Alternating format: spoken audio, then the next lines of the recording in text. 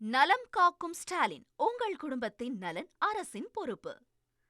18 ஆண்டுகளுக்கு பின் சென்னையில் மீண்டும் டபுள் டக்கர் பேருந்துகள் பயன்பாட்டிற்கு வரவுள்ள நிலையில் நடப்பாண்டு இறுதிக்குள் இயக்க மாநகர போக்குவரத்து கழகம் திட்டமிட்டிருக்கிறது. இது பற்றிய மேலும் விவரங்களை எமது செய்தியாளர் தாயுமானவன் வழங்க கேட்கலாம்.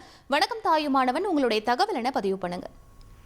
சென்னை மற்றும் புறநகர் பயணிகளுடைய வசதிக்காக மாநகரில் 32 பணிமனைகளில் இருந்து 3454 பேருந்துகள் 700க்கும் மேற்பட்ட வழித்தடங்களை மாநகர போக்குவரத்து கழகத்தின் சார்பில் இயக்கப்பட்டு வருகிறது.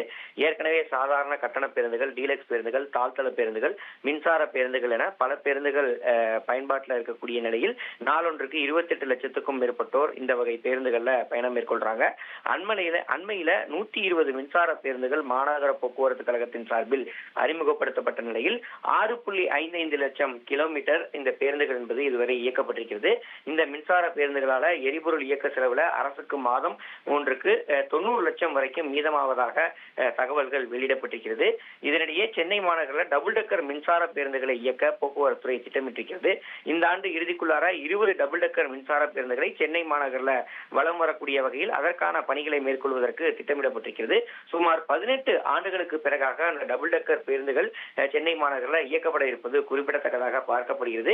இறுதியாக 1880ஆம் ஆண்டு முதல் மக்கள் பயன்பாட்டிற்கு இருக்கக்கூடிய இந்த டபுள் டக்கர் பேருந்துகள் மக்கள் மத்தியில ஒரு மிகப்பெரிய வரவேற்பை பெற்றிருந்தது. 2008ஆம் ஆண்டு வரை டபுள் டக்கர் பேருந்துகள் மக்கள் பயன்பாட்டில் இருந்திருந்தது. 2008ஆம் ஆண்டு இறுதியாக தாம்பரம் உயர்நீதிமன்றம் இடையே இந்த வகை பேருந்துகள் என்பது இயக்கப்பட்டு நிறுத்தப்பட்டிருந்தது.